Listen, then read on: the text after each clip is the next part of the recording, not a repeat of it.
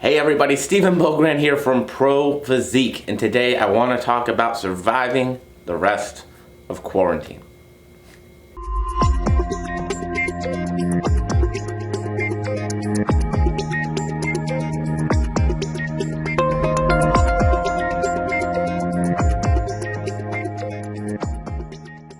So, hey everybody, hope you're all doing at least as well as possible right now. Definitely not the best time of our lives, not the summer of our lives, or the spring of our, I guess technically it's spring still, right? It might be summer, I don't know how the fucking months go. Regardless, most people aren't super psyched and happy right now. There's a lot going on in the world. The world, not even just the United States, the world.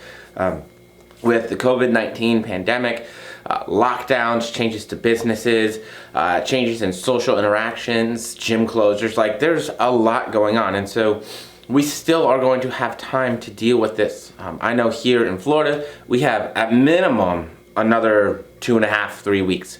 We have till the beginning of May to deal with this. And that's if it does not get extended. If, okay? So I think it's really important to take some things into consideration to make sure that we are getting through this as best possible. And I think that there's some big things that we can consider and really pay attention to here that are going to help us to do that. My first one, my number one, I think a lot of people haven't really been talking about, but bears mention, and that is depression. A lot of us don't have the same social structures that we use for emotional support right now, right? We're stuck inside. A lot of us maybe are getting a lot less sunlight. We have less access to our stress management tools, right? The gyms are closed. I've heard of people having issues just being in a park with their kid. Like, the parks are closed. Life is different right now. And we have to be able to manage that and figure out how to handle it. And so for a lot of us, that stress response, the depression, those feelings of unease and anxiety and everything else, that's something we probably need to like sit back and be like, yo, maybe I haven't dealt with this before, but this is something that's happening now.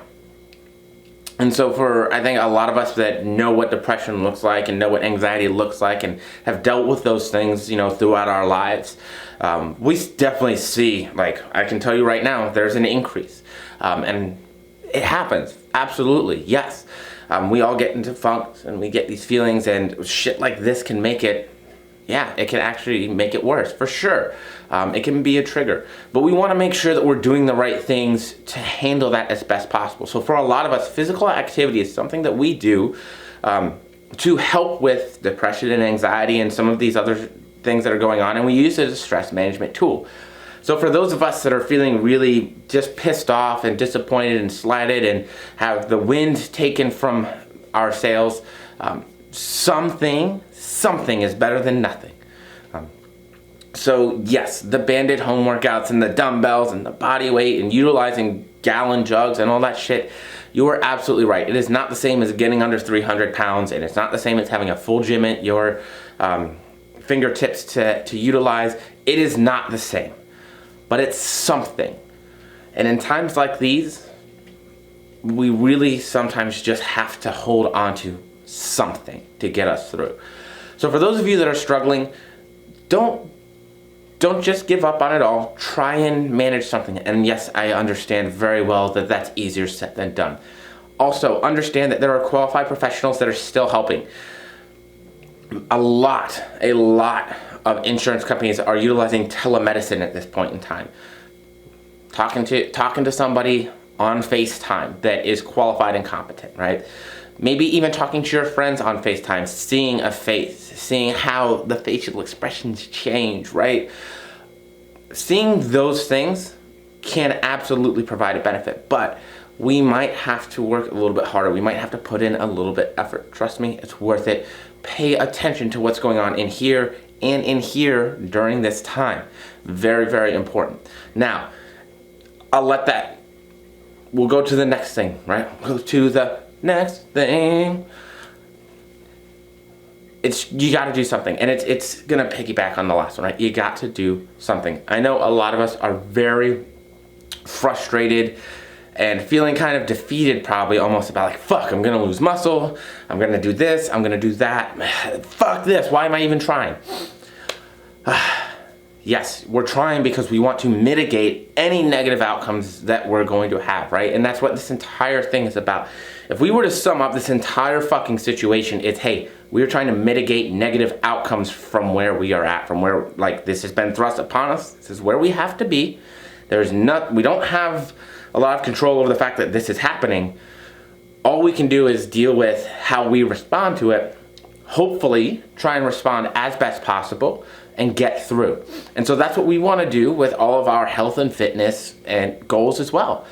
So if you have a full gym at your disposal and you were able to get home gym stuff and you had the finances available to do that, awesome. It's a wonderful thing, and your training will resume pretty much as normal. You might have to change a couple of exercises for machines you don't have, but that's awesome. It takes one less thing off your plate.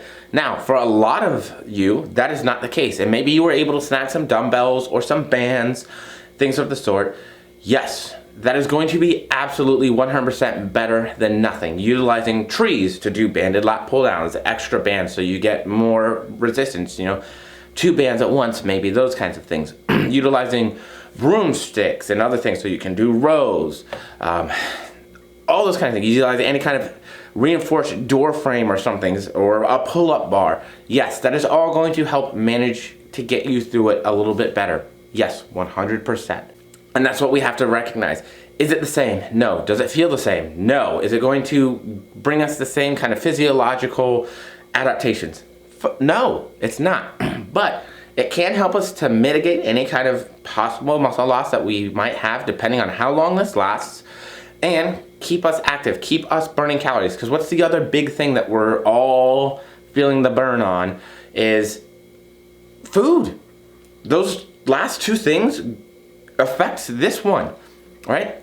Our stress response, the depression, how we feel, our psychological health absolutely has an impact on how we eat. Now, my stress response is to not eat, and I know some of my other clients, you have the same stress response. But for a lot of people, eating makes you feel good. A little bit of that really simple glucose, right? Some of those fats, the sweets, the savories. It takes us back to good times. That's a social event thing, right? We kind of feel, at least here in America, and I'm sure every other place I've been, eating and food is a social gathering.